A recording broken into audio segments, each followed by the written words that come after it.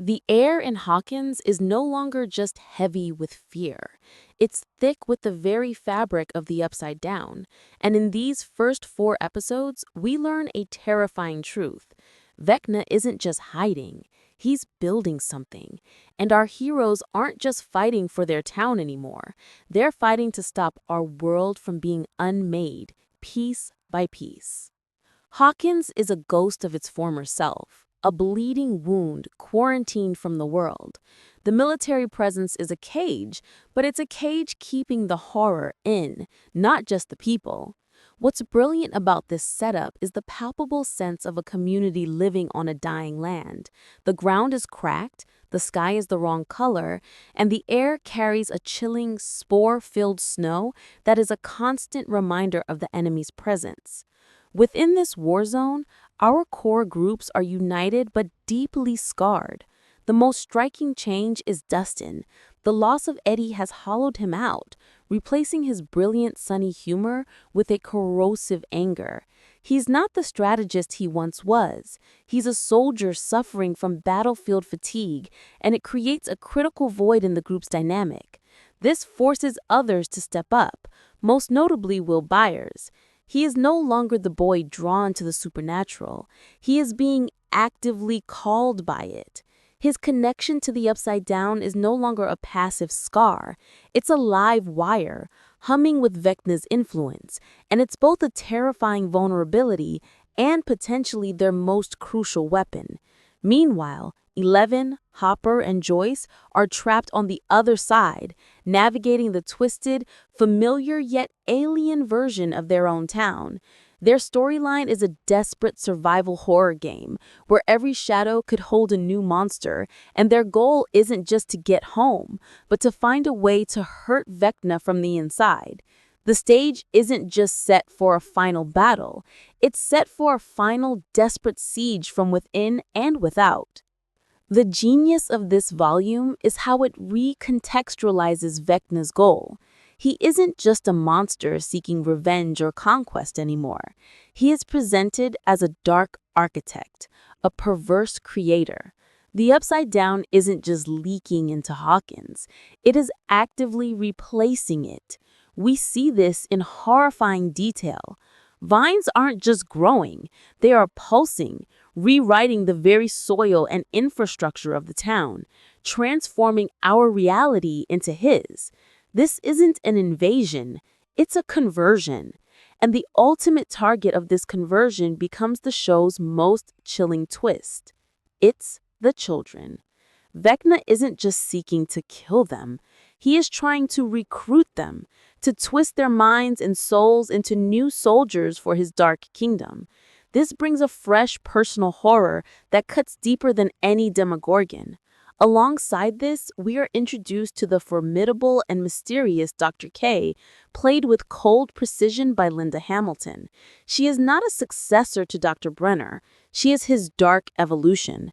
Where Brenner wanted to control and weaponize the Upside Down's power, Dr. K wants to dissect it, to understand its biology, and in doing so, she has become the show's ultimate human villain. Her lab, hidden within the Upside Down itself, is a house of horrors, and her motives are terrifyingly ambiguous. Is she trying to save the world, or is she trying to own the apocalypse? Under this immense pressure, the character dynamics are pushed to their absolute limits. The central relationships are tested in ways that feel earned after all these years. The love triangle between Nancy, Steve, and Jonathan, once a teen drama staple, has curdled into something more painful and real, a distraction they simply cannot afford when the world is ending. It highlights their arrested development, forcing them to confront whether their past feelings have a place in this terrifying future. The most powerful and heartbreaking connection, however, is between Max and Lucas. Max is trapped in a psychic prison, a comatose battlefield where she is face to face with Vecna's will, and Lucas's unwavering vigil at her bedside is a devastating portrait of love and despair.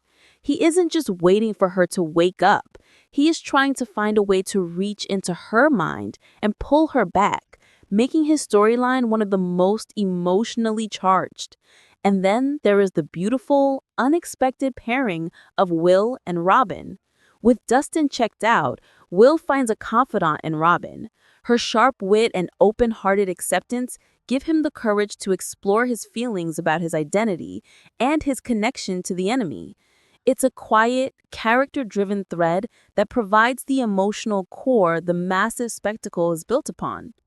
The Duffers have stated they were inspired by the grand, operatic horror of A Nightmare on Elm Street 3, Dream Warriors, for this final season, and it shows.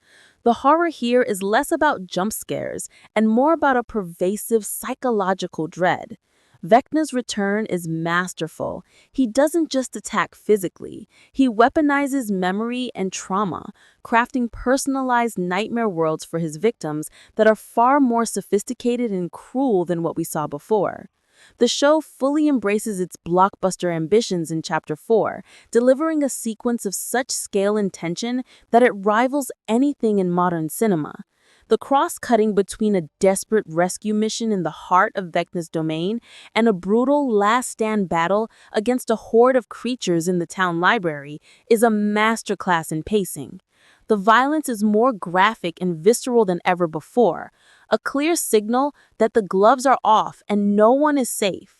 This climax isn't just an action set piece, it's a narrative whirlwind that redefines the stakes, reveals a shocking new facet of Vecna's plan involving the town's children, and ends on a cliffhanger that doesn't feel cheap.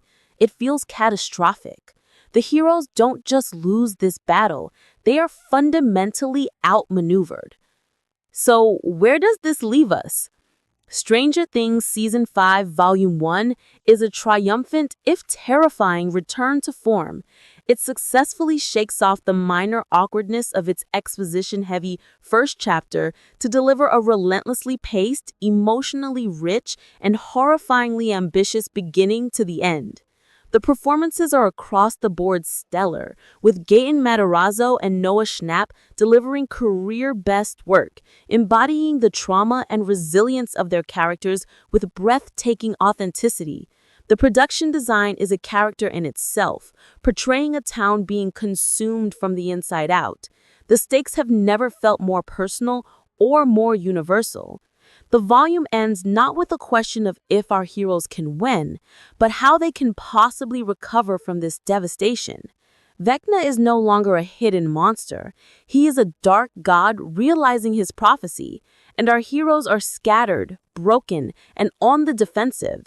The final shot of Volume 1 is a gut punch, leaving our core group surrounded, outnumbered, and staring into the literal heart of the storm. The message is clear. The war for Hawkins is over. The war for existence itself is just beginning.